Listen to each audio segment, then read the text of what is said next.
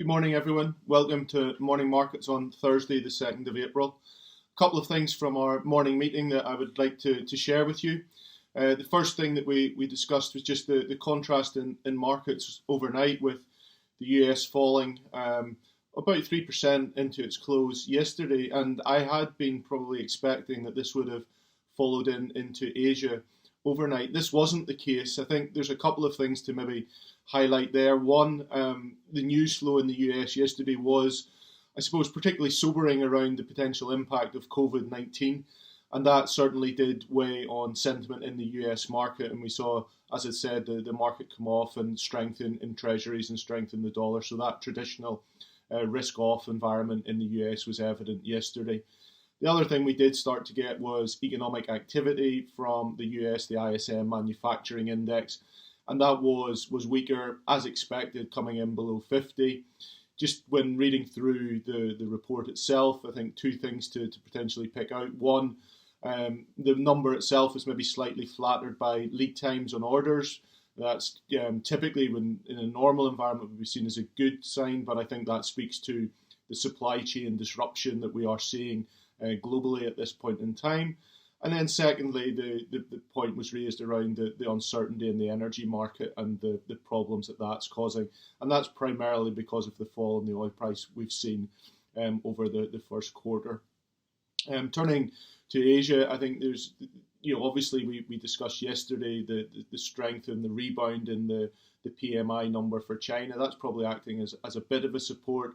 I think the other thing that we picked up yesterday, just in some of the news flow, that we had started to see a rebound and a increase in oil imports into China from a couple of the Middle Eastern countries. That's something that we want to do a little bit more work on and just think about how that is playing through. I think yesterday the other thing that we did very strongly see in the market was the impact of the announcement of the suspension of dividends from the financial companies, in particular the banks. This did, I think, feed into other areas of the market where dividends are definitely being questioned, and we will be seeing corporates, I think, really think very strongly about whether they want to be distributing dividends at this point in time, and indeed engaging in share buybacks. Again, that's a topic that I'd like to return to in the coming weeks, just to think about the impact that will have. I think the other thing that I'd like to just discuss this morning was a very contrasting story.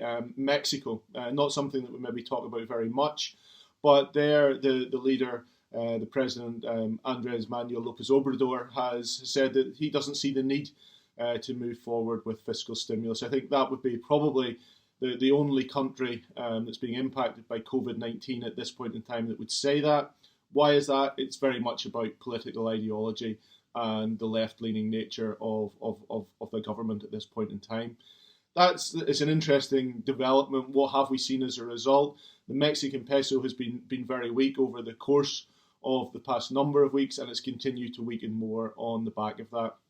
I think this speaks to potentially a broader issue that we want to think about and consider in the weeks ahead, and just as the impact that the COVID-19 crisis will have within the emerging market universe, in particular given their ability to respond to it, both from a fiscal and monetary perspective, but also just if we contemplate where their health systems are relative to that in developed markets. So this is something that I think we'll have to continue to monitor over the coming weeks.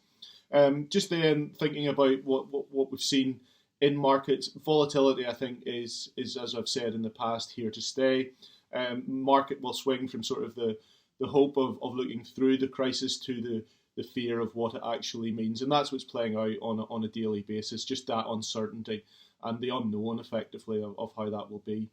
I think just the other thing to leave you with, diversification, crucial at this point in time. The benefits of multi-asset investing are real in that scenario. And then just finally, just a gentle reminder that we are approaching the end of the tax year, and for everybody to use their tax allowances that are there. I think one thing that we can say is that those are unlikely to be extended, so please do you use those at this point in time. Thanks for watching, and I'll speak to you again tomorrow.